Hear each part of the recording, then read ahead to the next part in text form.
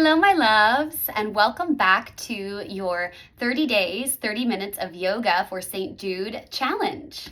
Thank you guys so much for sticking with this challenge and making it with me to your first Meditation Monday. So every Monday in this series, we'll take a little break from our asana or physical-based practice and shift back more into meditation, breath work, and of course, yoga philosophy.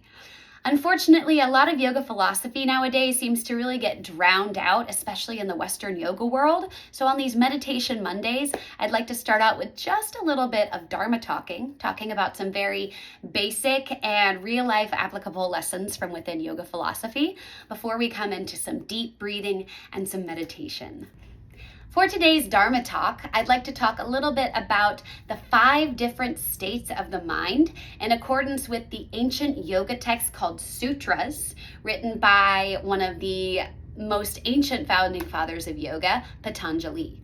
So according to Patanjali and these Yoga Sutras, there are 5 different states of mind, starting with the lowest or most distracted state of mind, and coming up to the highest or most enlightened and focused state of mind. So the lowest state of mind, according to the Yoga Sutras, is called Kshipta, or the monkey mind. The idea of monkey mind is that our brains are just constantly bouncing around. It's often compared to a monkey swinging from tree to tree, or an ancient yogic folklore story in which a monkey is bitten or stung by a scorpion and is hopping around like crazy, just with all kinds of crazy monk noises and jumping around. But the general idea is that the mind is unable to stay focused on one thing at once, and we're always stressing out. We're anxious about all the things going on in our lives, constantly making to-do lists, and constantly stressing about whatever is coming next or has already passed, rather than considering moment to moment. The next state of mind, according to the Yoga Sutras, is called the Muddha mind, also known as the donkey mind. I find this perspective a little bit interesting since it is meant to be the next highest state of mind to monkey, but I almost think of this more as monkey mind being anxious mind and donkey mind being more of a depressive mindset. So if you think about the famous character Eeyore, the very lazy, sluggish, low mood donkey, this is the idea of what your state of mind is like when you are in Muddha. There's no motivation to do anything, there's no drive, there's a sense of hopelessness in challenging situations, and no desire to really confront any kind of challenges. So to me personally, we go from this anxious monkey mind to more of this depressive, non-motivated donkey mind. Not necessarily a step up, but maybe more of a lateral move. The third state of mind and the next elevated state of mind within the Yoga Sutras is called Vikshipta, or the butterfly mind. The general idea of the butterfly mind is an alternating between clarity and distraction. This is where we might feel moments of joyfulness and contentment and really focused on the present moment, but that is very easily swayed by challenges coming up, problems coming up, or just shifts in mood. So the general idea of Vikshipta is a state of mind of calmness, but that is easily distracted. If visuals are helpful, you can think about a butterfly flitting from place to place, generally seeming fluttering and content and beautiful in the moment, but also moving very rapidly and hard to keep track of. The fourth step out of the 5 states of mind, so the second highest according to the sutras, is called ekagra, which means one-pointed attention. I've referenced this one a little bit in some of our practices as well. It's generally the idea of a mind that's able to maintain focus on the present moment and on one thing at a time without being easily distracted in any sense, especially by sensory information. The idea of yoga is that with consistent practice in breathing, in meditation, in the asana or the physical part, we're able to get up to this state of mind on a more constant basis. And the final 5th state of mind, according to the sutras, is called niruddha, which means the fully focused mind. I like to sort of think of this as ekagra, but a little bit more advanced. So in the 4th state of mind, ekagra, we might be able to focus fully on one thing at a time, but we might have some shifts in between that one pointed focus period where we're feeling more distracted. The idea of Niruddha is that we're in that one pointed focus all the time. Our minds are not able to be swayed by any sensory information, any other distractions. We are always focused on the present moment and on enjoying moment to moment without having any other anxieties or stressors or external thoughts getting in the way. And the general idea and the basis of yoga is that we are eventually able to maintain a constant state of Niruddha, this fully focused mind, until we can achieve the ultimate liberation, which is called samadhi. It's a complete freedom from the flesh container, from the fluctuations of the mind, and absolute bliss and pure freedom. So the idea is the more we practice yoga, the more we're able to eliminate this suffering and realign with our highest state of consciousness and our biggest liberation from all the anxieties going on in the body and in the mind. If you'd like to add in a little bit of internal philosophical exploration, I invite you to ask yourself throughout the next few days, what state of mind do I feel like I had over the past hour? Was I in an anxious monkey mind, a more lethargic donkey mind? Was I pretty focused but easily distracted like the butterfly? Or did I feel really focused for a long period of time? All right, now that we finished our Dharma talk, let's get into some meditation. So for today's meditative practice, it might be helpful for you to place a yoga block or a heavy book on top of your belly, just like we did in our first days of learning our diaphragmatic breathing. We'll start off today's meditation by coming back into that diaphragmatic breath before coming into what's called a body scan. This is my favorite basic meditation practice that helps us both find tension within the body, also helps to release that tension so we can invite more calmness into the mind. It's a practice that I do almost every single time I meditate or I do yoga to really make sure I'm aware of what's going on in my body. Let's get started. If you're using a yoga block or a book or any nice, heavy, but safe object, lay down with your knees bent and feet planted and place that object on your belly. If you're choosing not to place an object on your belly, that's okay. Just meet us in this reclined state. Once you're there, get nice and comfortable. Shimmy your shoulder blades together underneath you. And slowly shake your head no to relax through the back of your neck. Slowly start to blink your eyes closed or soften your gaze to your drishti, your looking place. And take a deep inhale through your nose. And let it go out your mouth.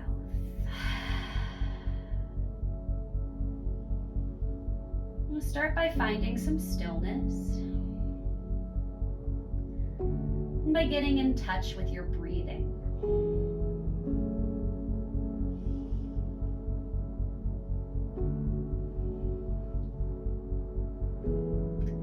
Breathe in and out through your nose or your mouth. If you've got an object on your belly, maybe you notice the rise and fall of the object. Or just the rise and fall of your stomach, your lungs, and your throat.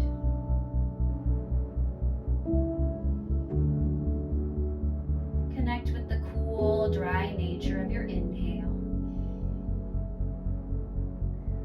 And the relatively warm and soft nature of your exhale.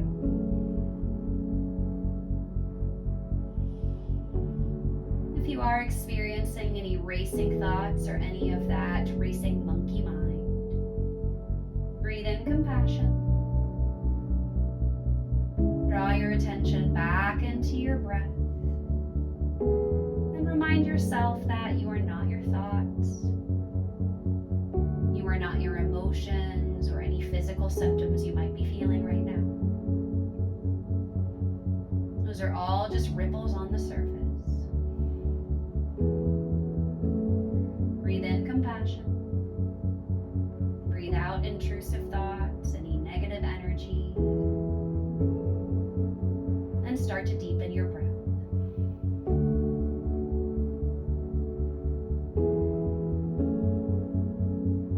to lengthen your inhales, lengthen your exhales. And with each inhale, drive your breath deeper into your low belly. If you've got an object on your belly, you're welcome to peek your eyes open and watch as your object rises and falls with the breath. Challenging yourself to lift your belly as high as you can with each inhale, with nothing but love for the shape of your body and your diaphragm doing what it's supposed to do.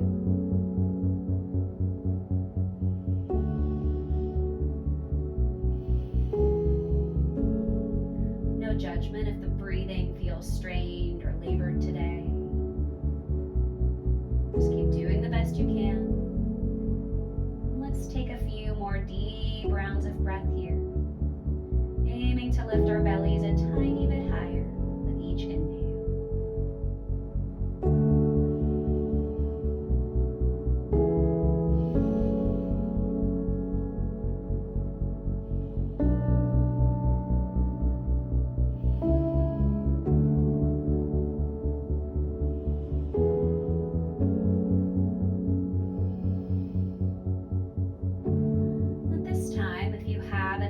On your stomach, I invite you to slowly place it off. And feel free to physically readjust here, maybe getting more comfortable on your back. Or if you'd prefer to sit upright for the rest of the meditation, that's okay too. Just resettle into a comfortable stance.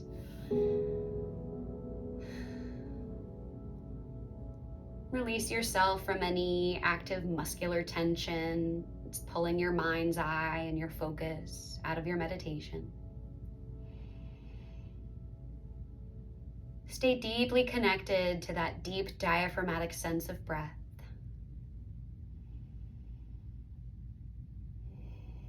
And we'll begin to shift into our body scan. So on your next inhale, start to draw some attention into your feet. Give your toes a little wiggle. Maybe point and flex your foot or softly circle out your ankles. And without adding on any judgment or labels, just notice what you feel in your feet.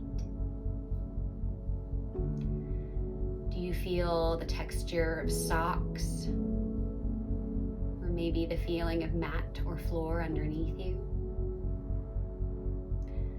Do your feet feel warm, cold, neutral? Do you feel any aches or tension within your feet?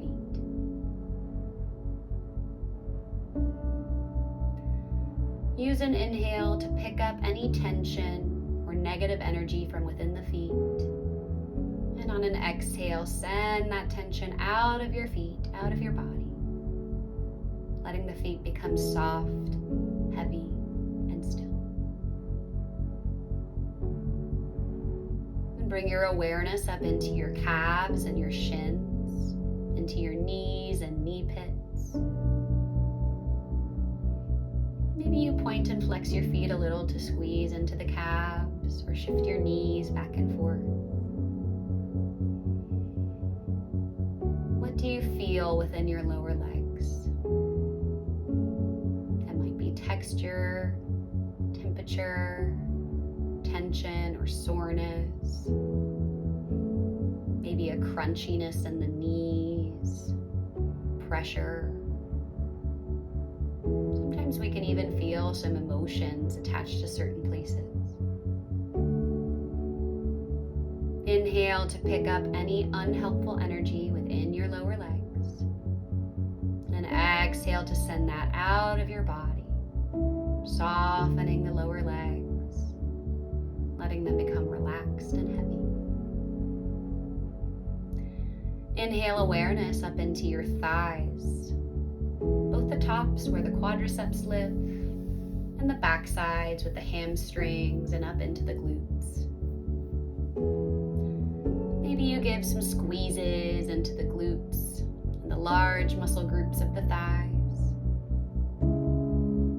And Notice what you feel in your legs. You might have an emotional connection to this part of your body, or maybe it's more physical sensation. Just notice.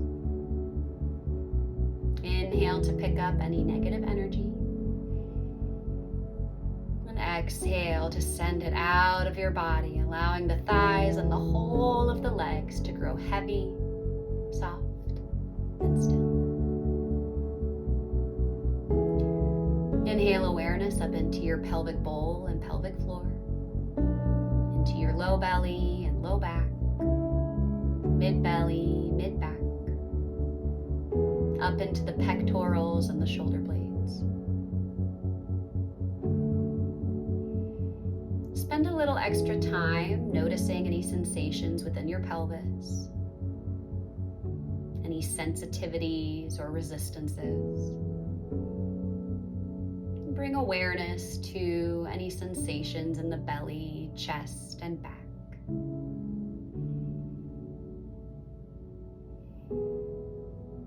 Use your inhales to pick up any tightness, negative energy, or resistance. And exhales to send them shooting out of the body, allowing the whole of your pelvic floor and your torso to soften and release.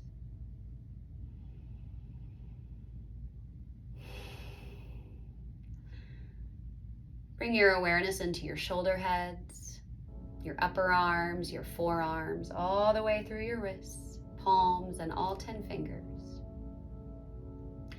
Maybe you give your fingers a little wiggle or your shoulders a little shimmy. Bend your elbows. Notice what you feel within your shoulders and your arms. Any physical or emotional sensations.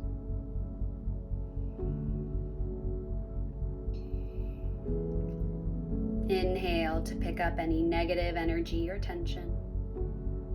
And exhale to send it out the body, out of the arms, letting the shoulder heads melt and the whole of the arms grow soft and heavy.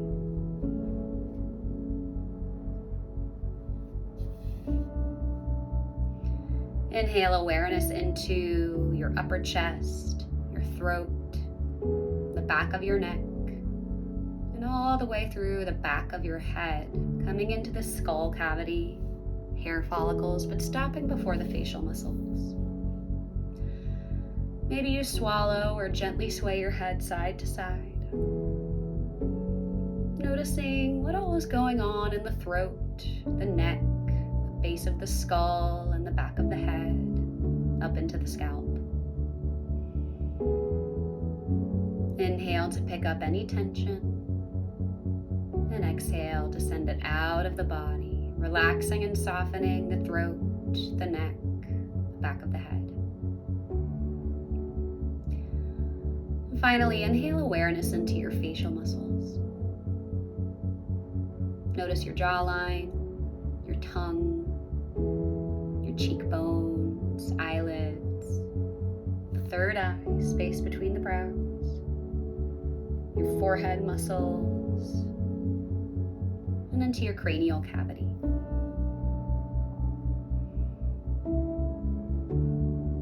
We often carry a sneaky amount of tension in the face, so notice where you feel tension.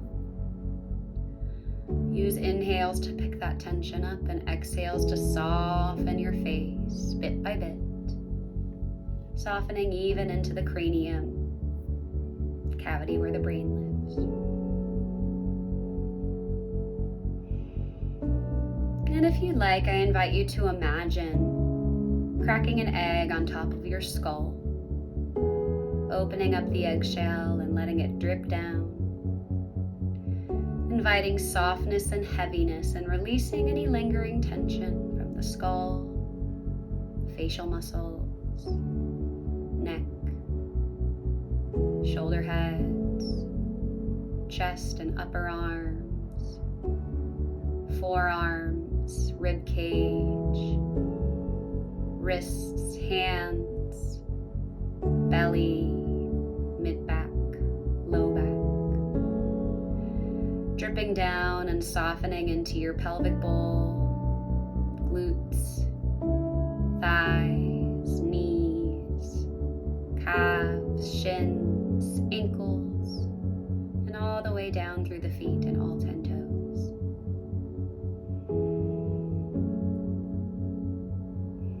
Notice if you've lost some depth of breathing. And return to a deeper diaphragmatic breath. And use your exhales to release any lingering tension.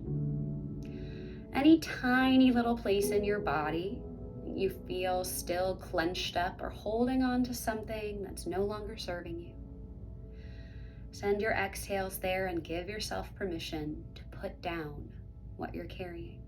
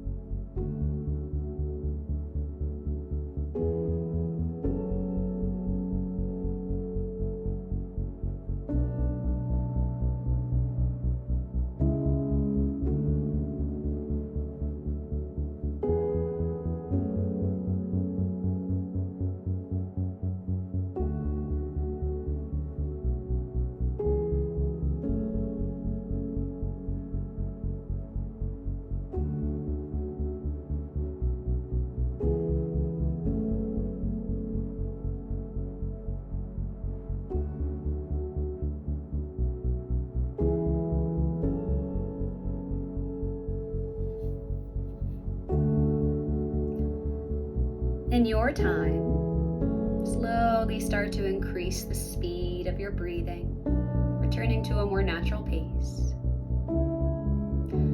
Softly blink your eyes open and take your time to gently press your way back up to a comfortable seated position. Meet me there with hands to heart center. The light and goodness in me sees and bows to the light and the goodness in you. See you tomorrow. Namaste.